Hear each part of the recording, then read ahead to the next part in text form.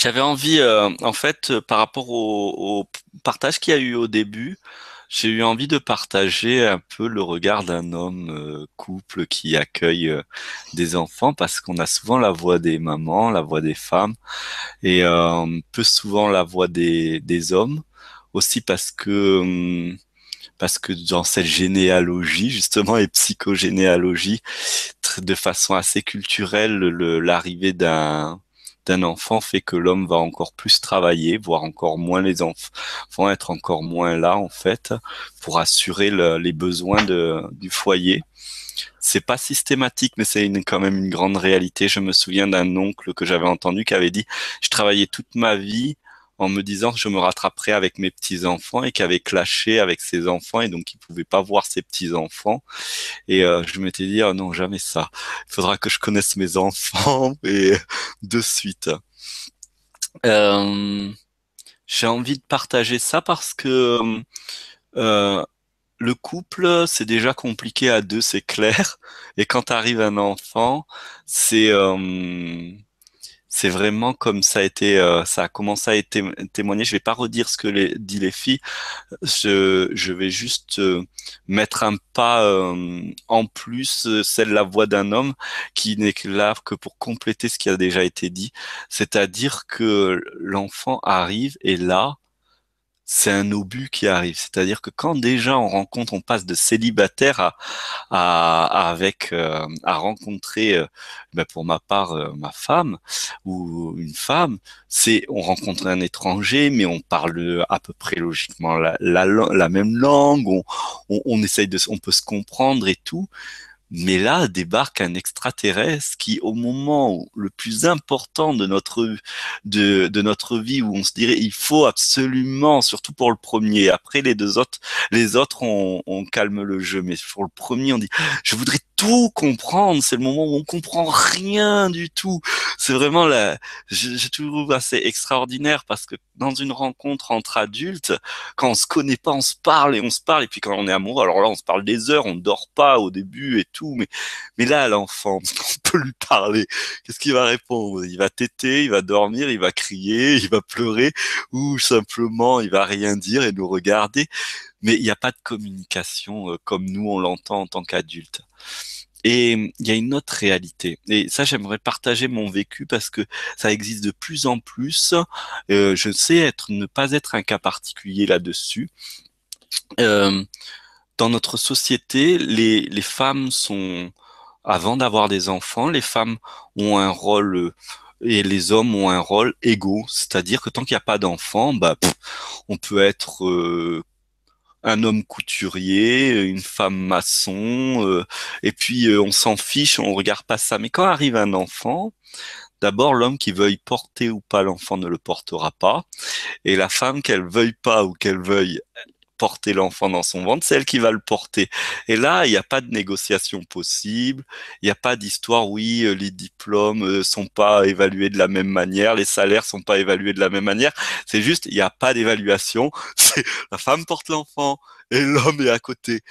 Et, euh, et je trouve extraordinaire parce que moi, ce qu'on m'a renvoyé dans les premiers mois de ma première, une professionnelle m'a regardé et m'a dit, Monsieur, vous vous trompez de rôle, vous n'êtes pas la mère. Il faudrait que vous soyez le père. Moi, je l'ai regardé et j'avais vraiment l'impression de faire tout ce qu'il fallait faire et tout.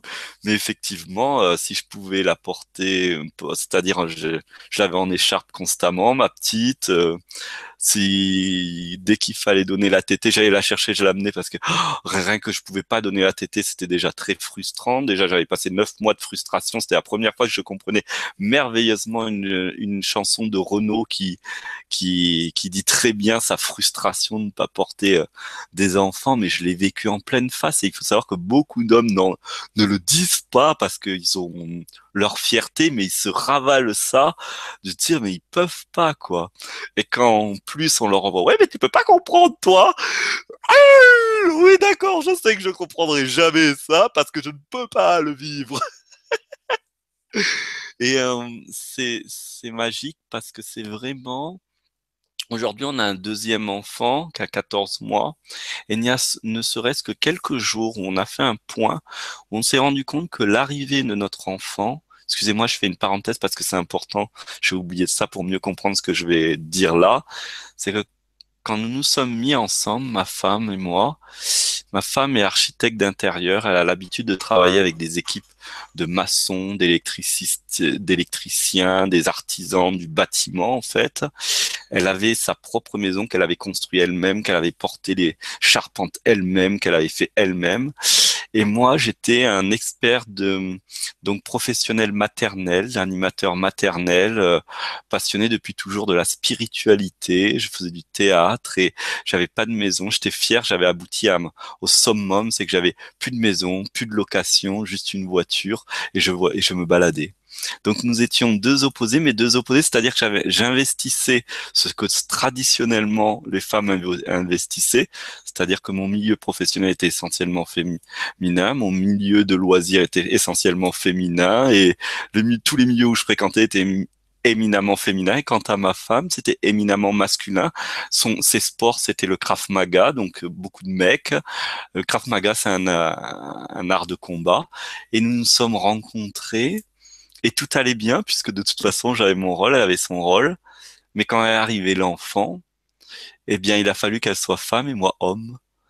Et Florence parlait de psychogénéalogie, c'est exceptionnel comme tout d'un coup des forces qui nous dépassent nous ramènent à notre place et que on peut lutter tout ce qu'on veut, il n'y a pas le choix. Il n'y a pas le choix que d'être moi père et elle mère. Et, euh, et si on accepte ça, le couple est grandi, le couple est embelli parce que finalement, euh, si on a pris le temps de se dire, d'utiliser l'amour qu'on a l'un pour l'autre pour continuer à chercher à chacun mieux se connaître et se transformer par rapport à l'environnement qui existe, eh bien, l'arrivée d'un enfant, là, c'est un propulseur. D'ailleurs, la plupart des gens, s'ils n'ont pas commencé avant, c'est à l'arrivée du premier, c'est là qu'ils rentrent dans le monde du développement personnel, de la découverte du mot spirituel qui n'existait pas dans leur dictionnaire. C'est souvent à l'arrivée du premier enfant, mais même quand on l'a fait avant, il y a une propulsion avec l'arrivée de l'enfant parce que on est devant une énigme, en fait, une énigme qui se résout en même temps qu'on se résout, c'est-à-dire qu'en même temps qu'on le comprend, il nous comprend, mieux on peut communiquer avec lui, mieux il communique, et en même temps il est éminemment différent, il nous connaît tellement mieux que nous-mêmes que nous on pense connaître quoi que ce soit de lui, mais c'est lui qui nous connaît mieux, c'est-à-dire que nous, on a des années d'expérience avant lui. Lui, l'enfant, c'est les premières personnes qu'il voit, c'est nous.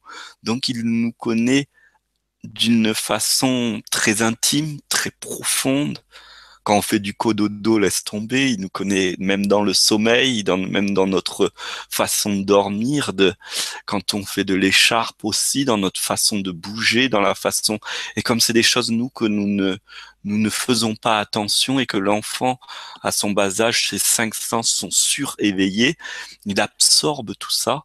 Et c'est d'ailleurs magnifique quand il nous caricaturise, c'est ou qu'il me faut une caricature de nous parce qu'on se regarde, on fait mais comment il comment il est juste et comment il est juste à des endroits qu'on n'aimerait pas qu'il soit aussi juste.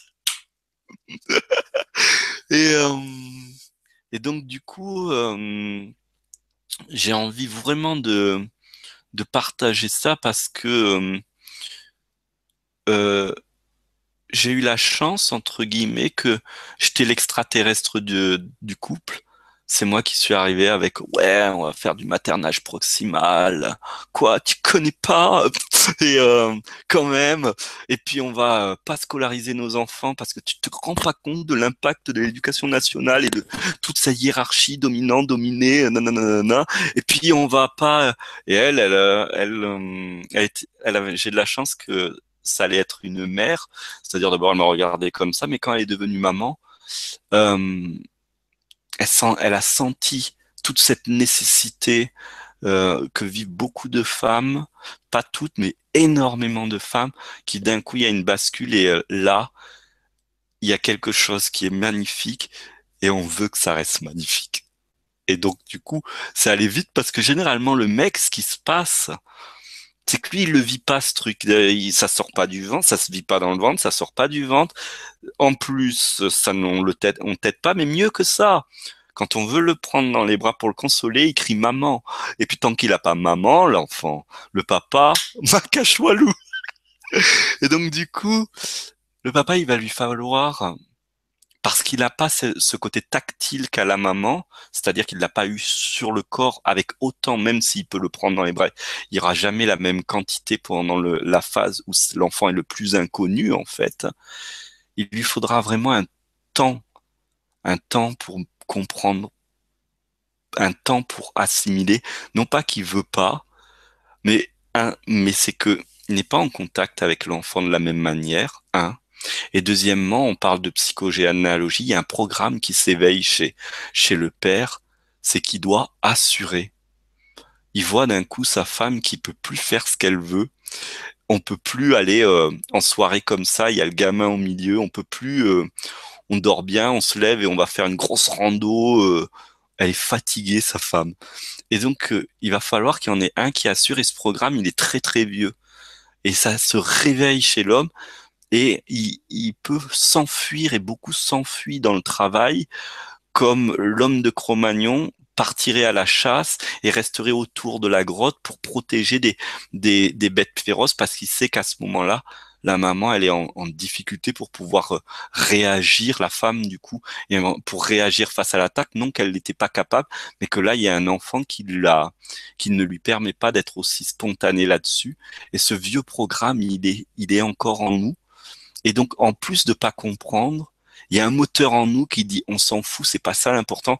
L'important, c'est d'être dur et de gagner sa vie et de sauver le foyer de l'invasion. Donc du coup, on peut voir un homme qui se referme et on se dit qu'est-ce qui lui arrive à ce pauvre gars?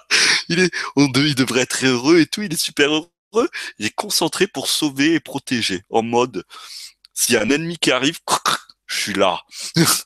Donc je peux pas rigoler. Vas-y, sois tendre. Moi, je dois être dur. C'est ce programme un peu. Et comme on est en 2017 et qu'on n'a pas besoin d'être si dur, maman elle fait oh, pas besoin. Tu peux te détendre, tu peux prendre le bébé. Non, non, pas le temps. J'ai les sous à les gagner. Non mais pas le temps. On sait jamais. Il y a ça. Et je rigole, je caricaturise, je la fais version très grossière. Mais il y a vraiment ces enjeux qui se jouent et qui sont à respecter, parce que quand ils sont respectés, c'est-à-dire que quand ce mouvement est respecté, euh, c'est quand ce mouvement est respecté, il y a un bonheur pour l'enfant. Parce que si l'homme peut accomplir son devoir, c'est-à-dire l'élan qui se le propulse, qui vient de ses entrailles, le même élan qui vient des entrailles de la mère, qui est de cajoler l'enfant, de lui donner de l'amour, qu'elle aimerait que tout le monde l'aime et tout, le même élan qui arrive de l'homme qui est je dois tout sécuriser, eh bien, il va amener quelque chose d'énorme dans le foyer. C'est une paix dans le foyer, une sécurité. Souvent, on a des enfants qui sont stressés, des enfants qui pleurent, des enfants parce qu'on ne laisse pas l'homme devenir ce qu'il doit devenir à cet instant. C'est un instrument à la sécurité, comme la maman devient un instrument à l'allaitement, au câlin. Mais ça ne veut pas dire qu'il câline jamais. Attention, hein. Mais c'est pas en ordre de pourcentage. L'homme, tout d'un coup, il est poussé, il est mu par une force qui est de sécuriser. Et plus il va pouvoir sécuriser, et on sécurise pas en étant dans le canapé on sécurise en allant à l'extérieur et en s'assurant que le périmètre autour de la grotte est sécurisé, que les branches qui cachent la vue lointaine sont bien enlevé pour qu'on puisse voir le danger arriver de loin. On sécurise aussi en allant chercher la nourriture là où elle est, en la ramenant jusqu'au foyer, puisqu'on ne peut plus y aller aussi facilement, alors on va la ramener. Donc, c'est ces forces qui se mettent en place, et quand on comprend ça, alors l'alliance homme-femme dans le couple devient quelque chose de magnifique pour l'enfant. Et quand on voit l'enfant s'épanouir là-dedans, on se rend compte que enfin, eh bien, moi, j'ai passé plus de 30 ans de ma vie à finalement être une espèce de femme dans un corps d'homme. Et grâce à mes filles et l'enfance, je suis devenu un homme dans un corps d'homme. Je ne, je ne nie pas toute l'expérience que j'ai développée, je ne nie pas tout ce que ça m'a apporté, c'est une richesse. Mais aujourd'hui, j'ai l'impression d'être dans les bonnes chaussures. Mais ça n'a pas été facile. Je me souviens que moi, je me suis mis sur Internet le jour où cette femme m'a dit ne sois pas une maman. Je me suis mis sur Internet comme, alors moi, je suis la personne qui cherche et qu'on suit, qui cherche tout le temps. Alors, je suis allé sur Internet, dit bon, ok. J'ai compris ce qu'était le rôle et la fonction d'une maman. J'ai demandé autour de moi, tout le monde est d'accord pour ça, mais le rôle même les mecs, la plupart, oh non, moi, depuis que ma femme est là, je pars au bistrot. Ok, moi, je bois pas d'alcool, je pars pas au bistrot déjà. Je fume pas les cigarettes, ça m'intéresse pas de truc. Et puis en plus, de toute façon, je suis tellement avec des femmes que papoter, je préfère papoter avec des femmes qu'avec des hommes parce que j'ai rien à dire sur les voitures, ni le football, ni quoi que ce soit. Je m'en suis jamais intéressé de ma vie. Donc il va falloir que je trouve quel est le rôle de l'homme dans ce truc. J'ai découvert un petit article, mais ça m'a suffi, qui disait la maman est celle qui nourrit l'univers de l'enfant et le père est celui qui montre à l'enfant qu'il existe d'autres univers. Et ça m'avait plu parce que la seule réponse que j'avais entendue jusque-là, c'est bah oui, l'homme c'est celui qui coupe les cordons. Ça me plaisait pas trop parce que j'étais là, ouais, bon, allez, c'est bon, l'homme, c'est celui qui part à la guerre, l'homme, c'est celui qui va à la chasse, et puis pour finir, avec l'enfant, c'est celui qui donne une claque, et c'est celui qui coupe le cordon. Oui, c'est vrai que quand Joss la voix, l'enfant écoute, alors que avec maman, elle peut crier 4 fois avant qu'il écoute. Mais bon, c'était très frustrant pour moi. Par contre, quand je traduis ça comme, je coupe pas le cordon, mais je suis celui qui ouvre l'enfant à un autre univers, là, j'ai trouvé ma place d'homme. Effectivement, quand il faut amener l'enfant à la nounou pour la première fois, c'est plus propice que ça soit papa. Parce que si c'est maman, comme le bébé va vouloir garder tout l'univers. Puisque c'est papa, c'est normal. On ouvre à un autre univers. Quand il est question de passer bébé du cododo à son propre lit, ben, c'est plus sympa. Je dis pas que c'est obligatoire que papa prenne cette charge parce que c'est lui qui ouvre à l'autre univers. Bien sûr, ce que je dis, c'est pas obligatoire. Je partage mon expérience, bien sûr. Mais je le partage parce que beaucoup d'hommes savent pas trop finalement c'est quoi être papa. Et je dis pas que j'ai tout compris et que c'est tout ça et c'est que ça. Je partage ce que j'ai compris, ce que j'ai pu voir dans certaines documents, théories, et j'ai pu remarquer que quand je m'aligne là-dedans, il y a une justesse où je peux m'épanouir tout en respectant la femme que j'ai été pendant 35 ans finalement, parce que du coup elle est épanouie, parce que maintenant elle découvre l'homme intérieur qui est à l'intérieur de moi, et du coup parce que je fais un clin d'œil puisque je propose bientôt un programme couple sacré, le couple intérieur, mais je peux vous assurer que je comprends vraiment ce que c'est à l'intérieur de moi parce que j'ai passé une grande partie de ma vie où j'ai cultivé le sexe opposé à l'intérieur de moi sans m'en rendre compte. Sans m'en rendre compte, je vais vous dire ce que c'est d'ailleurs le programme qui s'est éveillé, puisque c'est de la psychogénéalogie. Je suis né avec le cœur mal formé. Je suis né à me développer plus féminin comme uniquement parce que ma mère est fille d'un père qui était alcoolique et violent et qui avait enregistré dans ses cellules que l'homme était mauvais. Donc, moi, en tant que premier-né homme, j'ai développé le féminin, la haine des hommes, la peur de tout, de faire mal ou de faire du tort à une femme, parce que c'était engrammé dans les cellules de ma maman. Mais ça a été un cadeau qui m'a permis de comprendre le féminin parce que j'étais que dans un environnement féminin. Et beaucoup plus tard, quand il était l'heure, finalement, j'ai quand même pu comprendre ce qu'est l'homme puisque mes cellules sont quand même je suis quand même né homme et mes cellules savent ce que c'est. Je sais pas, j'ai dit plein de choses, mais ce qui a été témoigné, j'avais envie de vraiment partager cette facette, puisque à Family TV, je suis le seul mec aussi encore. Ça Oui. change pas quand même. Et on rit beaucoup de ça avec mon épouse, puisque elle est toujours en contact avec ses artisans, des mecs, des vrais, et puis qui ont des biscottos, qui portent des plaques de comme ça et tout. Et moi, je suis qu'avec des femmes qui savent plein de choses de femmes. C'est très rigolo. On en rigole tous les deux. On nous dit souvent, vous n'êtes pas jaloux, mais on peut pas être jaloux parce que ça voudrait dire qu'on rejette celui qui on est, puisque j'ai toujours été entouré de femmes, elle a toujours été entourée d'hommes. Et, euh, et c'est merveilleux. Donc le couple, quand on devient parent, ça devient vraiment une famille. Et la famille, chacun a un rôle, et ce rôle, il est viscéral. Et si on ose l'écouter, si on n'a pas peur de l'écouter, on va trouver sa place. Et elle n'est pas celle qu'attend l'autre, parce que l'autre, ce qui se soulève en lui n'est pas le même programme. Donc on n'arrive pas à comprendre du premier coup pourquoi l'autre, il fait ce qu'il fait. Parce que l'autre, il a un autre programme pour le bon développement de son enfant. Voilà. Donc pour les jeunes couples ou les jeunes parents, si le monsieur s'en va, ça fait partie du programme à comprendre et à vous de dire, OK, je viens de comprendre, mais quand même, n'abuse pas. J'ai besoin quand même que tu sois là. C'est pas la sécurité qu'à l'extérieur. Et ne transforme pas la sécurité en fuite. Aide-moi à te donner une place parce que tout mon programme cellulaire, il me, il fait que je suis une louve ou une lionne et t'as très peu de place pour là, mais ça veut pas dire que je ne le veux pas.